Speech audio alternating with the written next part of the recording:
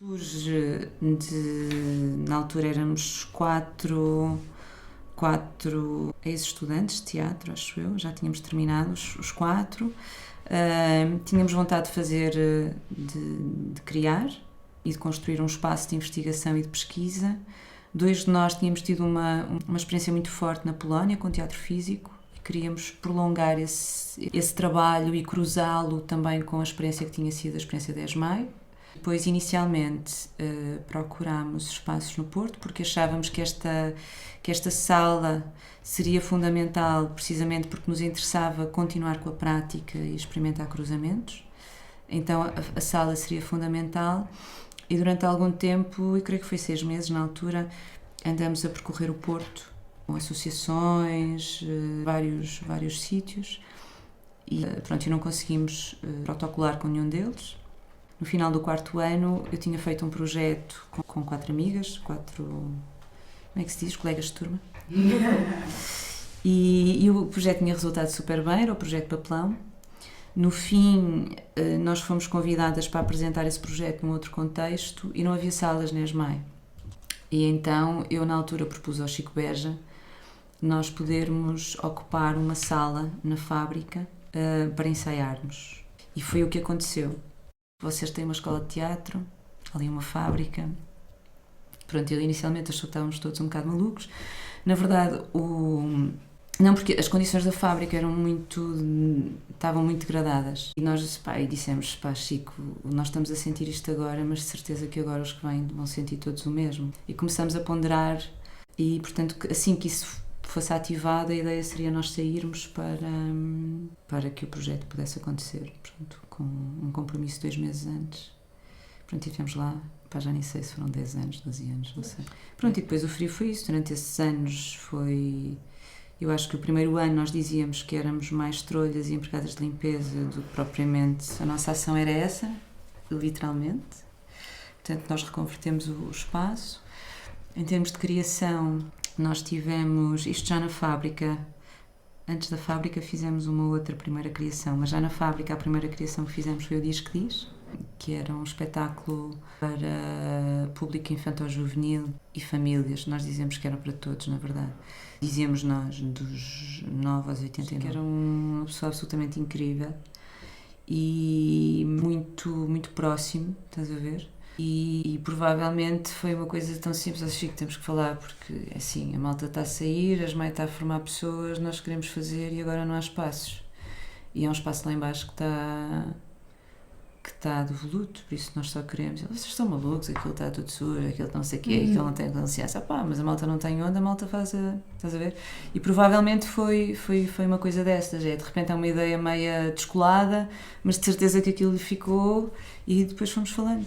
Movimento da fábrica, porque o MDF era o material mais barato que havia para construção e que dá sempre para... Portanto, nós funcionávamos em condomínio. Assim, os mais importantes de gathering eram sempre as tremendas obras que fazíamos em conjunto, estás a ver? Eram espaços, incríveis, eram muito loucos. Eu acho que quase todos nós ficamos com problemas de saúde pós-fábrica. Alergias, rinites, sinusoides. Sinusoides é uma cena musical. Para o frio foi claramente, acho que o Porto Clown. O Porto Clown foi o primeiro, como é que nós chamávamos? O primeiro Festival Internacional de Clown do Porto, que teve espetáculos, teve formações, teve convívio. E pronto, e nós fizemos nesta expectativa de vamos fazer o primeiro sem apoio nenhum, só com o apoio da ESMAI em material. E com documentação vamos conseguir fazer um segundo já com o mínimo, nunca conseguimos. Estávamos a ocupar um espaço que era da escola, não é? Que era do IPP, e portanto era um equipamento público, ainda que fosse um equipamento... Então sentíamos que havia qualquer conexão que tinha que existir com a cidade. E que a cidade estava numa altura em que a política camarária era assim, é muito importante isso que estão a dizer, mas não dá dinheiro. Então, de facto, era uma retração brutal. E nós sentíamos que, de certa forma, a fábrica poderia ser esse espaço de resistência. Ata número 10 diz que nos candidatamos a apoios pontuais, mas de certeza que não rolou nada. Nós reuníamos em condomínio, que inicialmente era difícil e depois passou a ser super difícil. Depois começamos a estabelecer que havia sempre alguém que registava, de uma forma muito desformatada, ou seja, sem seguirmos uma norma, um padrão. Depois, e isso ainda como MDF, depois eu creio que começamos a organizar-nos de 3 em 3 meses, havia estruturas que ficavam encarregues de X coisas. Pronto, e depois a dinâmica era, tu definias, tu no condomínio só trazias as questões essenciais a todos, e um bocadinho a ver com a posição da coisa.